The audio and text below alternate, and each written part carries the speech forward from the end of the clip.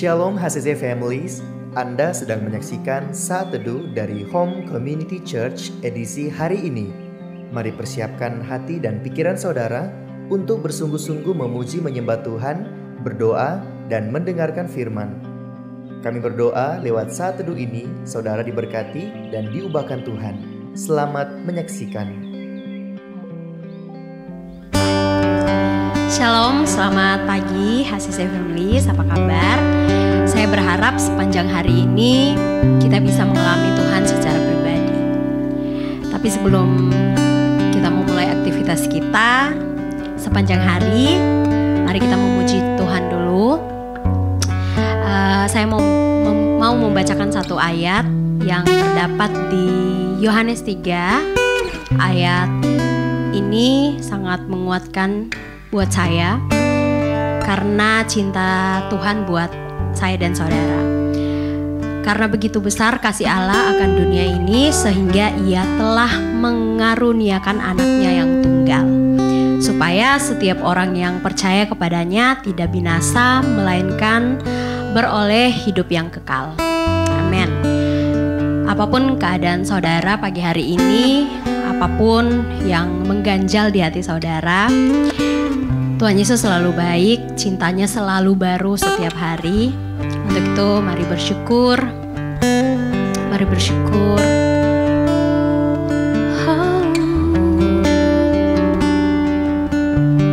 Mari nikmati Tuhan pagi hari ini.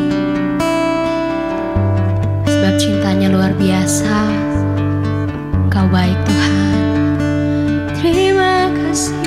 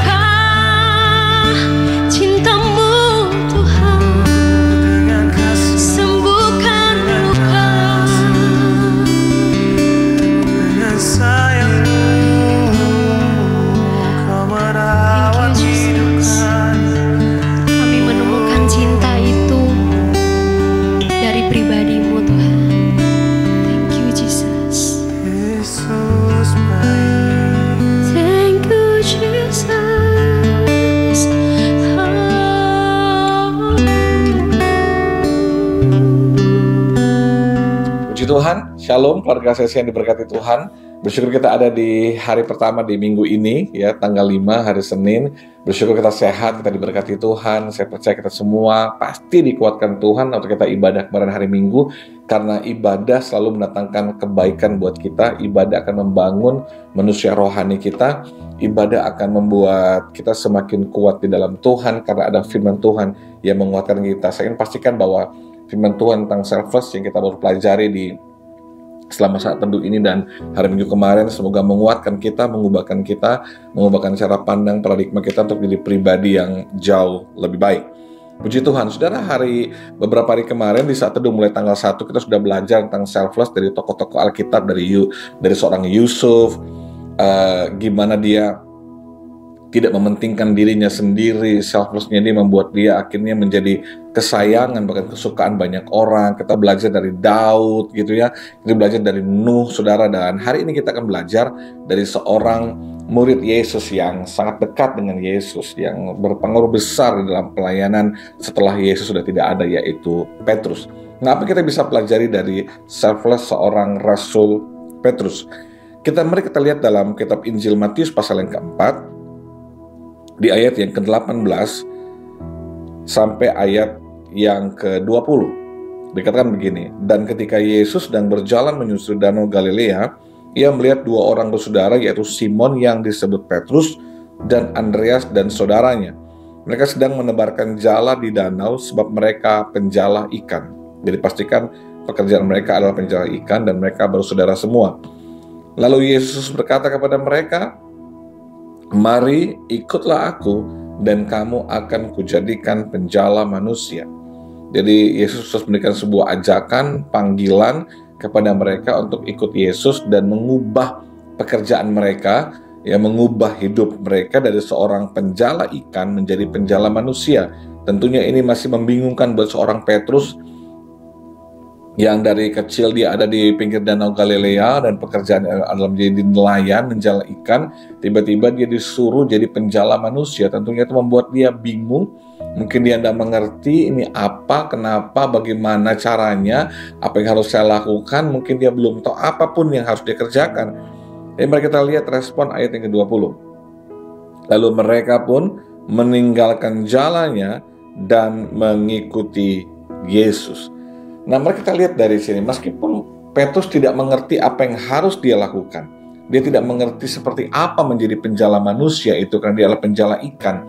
Dia tidak tahu apa yang akan dia hadapi di hari-hari ke depan. Tapi mari kita lihat, kita bisa belajar dari seorang Petrus yang dipakai Tuhan. Dia memiliki sifat yang sangat selfless banget. Apa yang kita bisa lihat dari tindakan selfless seorang Petrus? Bahkan dia tidak mengerti sekalipun. Dia tidak tahu akan seperti apa masa depannya, seperti apa beratnya, seperti apa kenyataannya yang terjadi nanti dalam kehidupannya hari-hari berikutnya, dia nggak tahu. Tapi kita lihat bahwa Petrus itu langsung ikut dengan Yesus. Bahkan dikatakan dia segera meninggalkan jalannya dan mengikuti Yesus. Dia nggak bertanya, tidak berargumentasi, tidak berdebat. Dia nggak tanya gimana makannya saya, apa yang harus saya lakukan, apa yang terjadi buat saya, bagaimana dengan masa depan saya.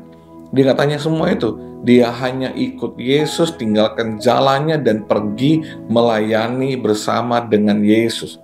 Selfless dari seorang Petrus yang kita bisa pelajari adalah dia melakukan tindakan untuk melayani Tuhan. Dia tidak mementingkan tentang dirinya sendiri, tentang bagaimana masa depan dia nanti, seperti apa keadaannya nanti. Yang dia tahu, dia mau taat dan ikut dengan Yesus, melayani Yesus, melayani pekerjaannya. Bahkan setelah Yesus sudah tidak ada sekalipun, dia tetap melayani Tuhan. Bahkan sejarah membuktikan dia akhirnya harus mati, disalibkan seperti Yesus. Tapi dia merasa bahwa dia tidak layak untuk disalibkan seperti Yesus, makanya salibnya dibuat terbalik, saudara. Itulah pengorbanan seorang Petrus yang kita bisa pelajari. Selfless selalu membangkitkan kerinduan di hati kita untuk melayani Tuhan, untuk bekerja bagi Tuhan, melayani pekerjaan Tuhan, menjadi volunteer di gereja. Kalau kita tidak akan bisa berdiam diri dan menyaksikan ada hal yang bisa kita lakukan tapi kita nggak melakukannya. Orang yang punya selfless, dia tidak akan mementingkan dirinya. Dia akan bertanya, apa yang saya bisa kerjakan, apa yang saya bisa lakukan, apa yang saya bisa perbuat untuk rumah Tuhan, apa yang bisa saya kerjakan untuk rumah Tuhan.